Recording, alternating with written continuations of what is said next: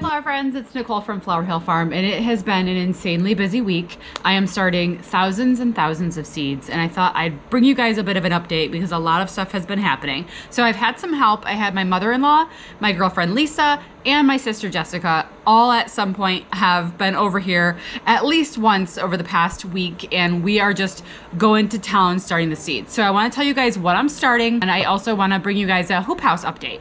Okay, so here's a list of the seeds that we have started so far.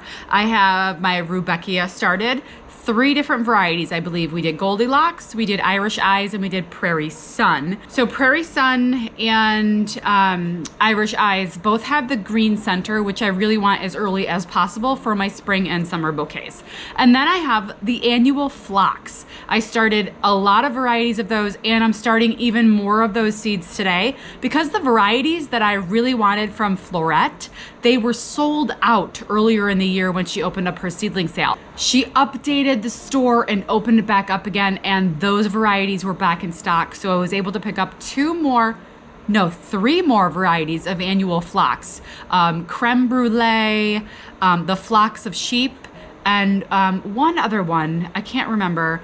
Okay, so I also started the last succession of my stock. I did that in a channel tray, so I'll show you that downstairs on the heat mat. I also started my straw flower. We started hundreds and hundreds and hundreds of straw flowers. I'm really excited about that. Also my yarrow. I have a big plan this year for yarrow. We'll see if it comes to fruition. So I started the yarrow, I started some sweet peas, and I started more snapdragon, like thousands and thousands of snapdragons. And things that I have on my list to start this week that I have not. Bee Balm, Monarda, I have yet to start those, but they're on my list for the week. Echinacea, some Bupleurum, and Guara. I can't find my packet, so I don't know if that's gonna happen. I also got the last of my winter sewing jugs outside, and my mother-in-law helped me with that, and so Brad did too. He was helping with the milk cartons that needed to be cut.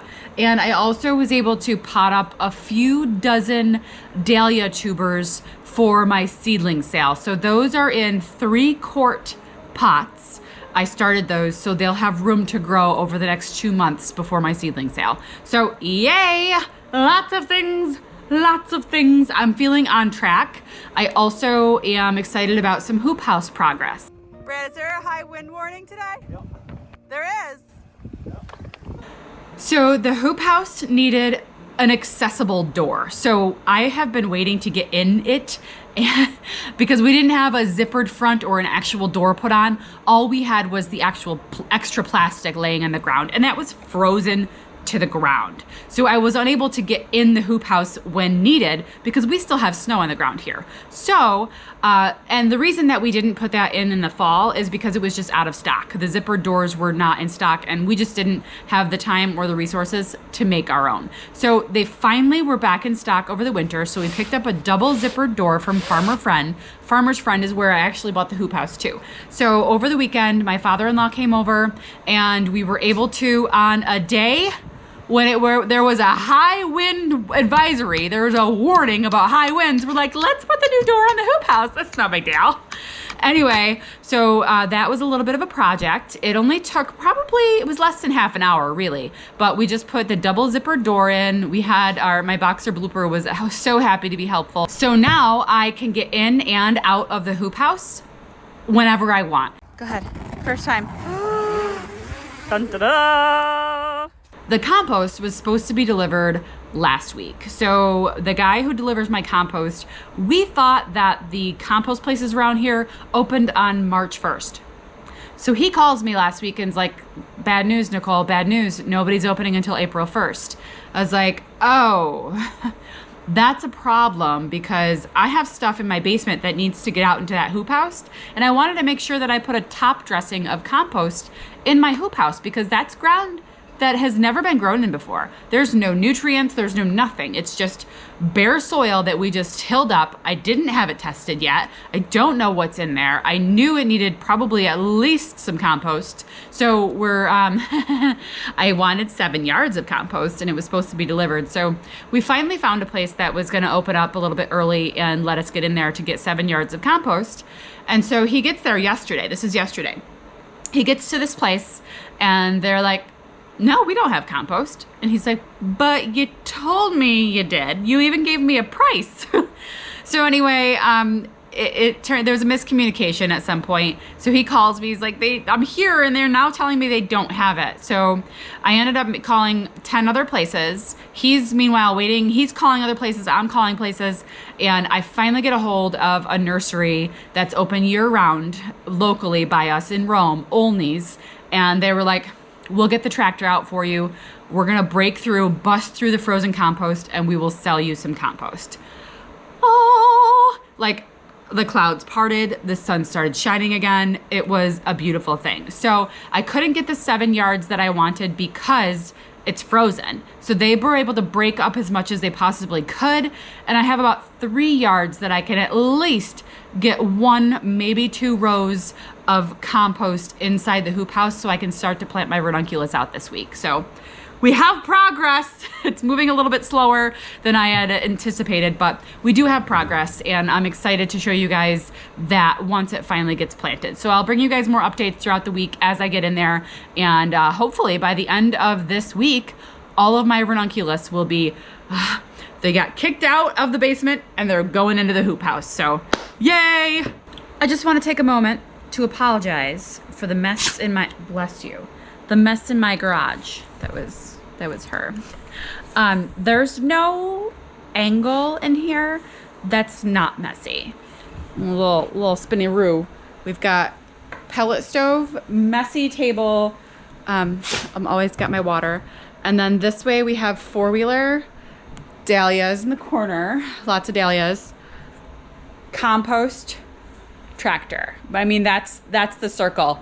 Oh, of course, I landed on the messiest place to record a video, but this is real life, and I don't have a studio. I don't have a place to record. Perhaps someday. But what fun would it be? What fun would it be without these characters at my heel and on my lap? Anyway, yeah, so it just gives you more interesting things in the background to look at. Just think of it that way. But why don't we go downstairs and I could show you, you want to go show them the seeds? The trays of seeds and something I've discovered about my snapdragons. That's not new, but it's new to me. Are you crazy? You're just starved for attention. Oh my goodness. Okay, so we're down here and I have 4 out of 5 shelves lit up. And I wanted to draw your attention to this shelf right here. So on your seed packet for snapdragons, it says germination temperatures 70, 72 degrees, something like that. I recently saw a video that said you should germinate your snapdragons between 55, 60 degrees. And I said, well, okay, well, if I don't have to put my snapdragons on the heat mat, that's gonna save me a lot of space. So I put half of the snapdragons just on the shelf, and the other half I put on a heat mat. As it turns out, the ones that were on the shelf germinated several days before the ones that were on the heat mat.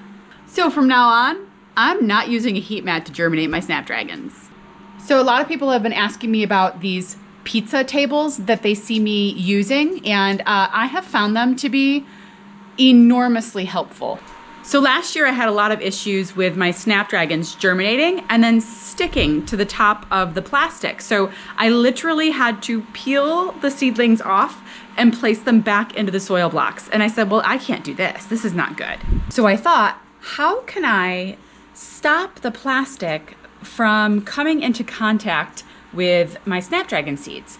And some people were suggesting, oh, I break a toothpick and make a little teepee. I said, okay, that seems like a lot of work. My first job was in a local pizzeria, Capri Pizza to be exact. And I knew that we kept the top of that pizza box from touching the pizza and getting the cheese on the top by using those cute little pizza tables. So I started using them. I think it was just like $4 for 100 pack. And this is what is keeping my plastic, my little homemade humidity domes, from touching the snapdragon seeds.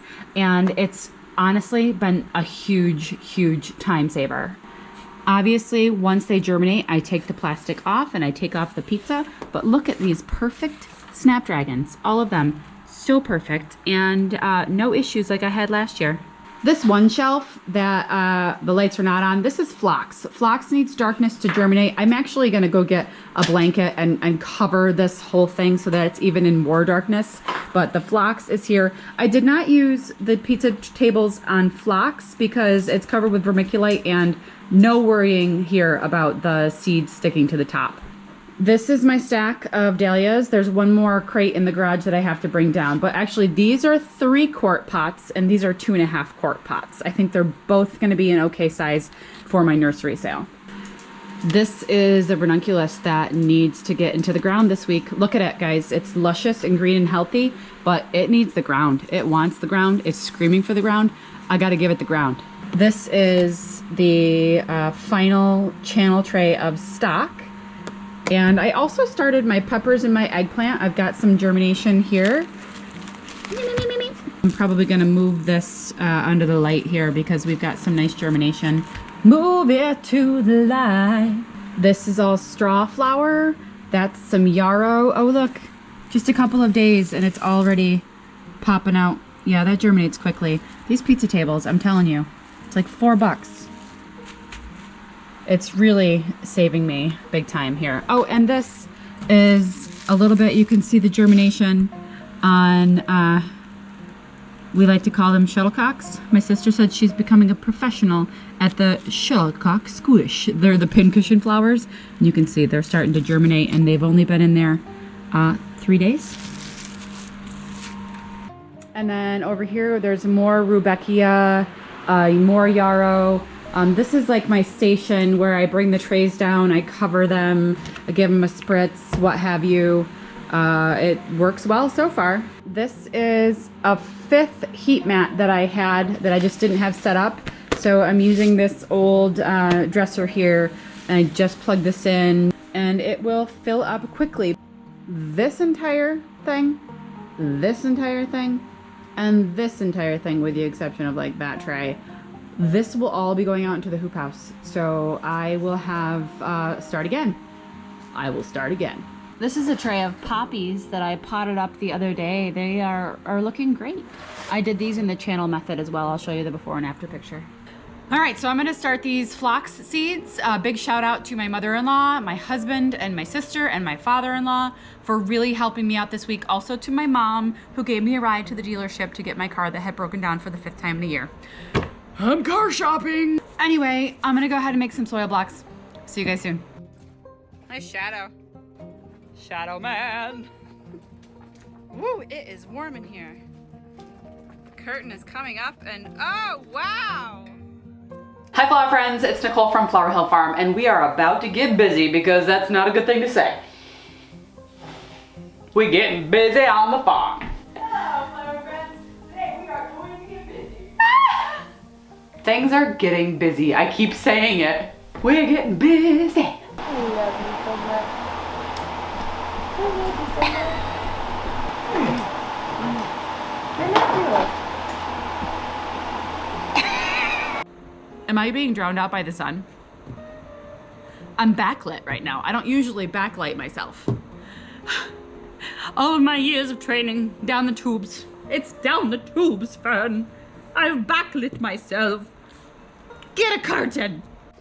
You like the sunshine? Do you like the sunshine? Yes. You old girl. They need scissors to cut off the plastic, so flower scissors.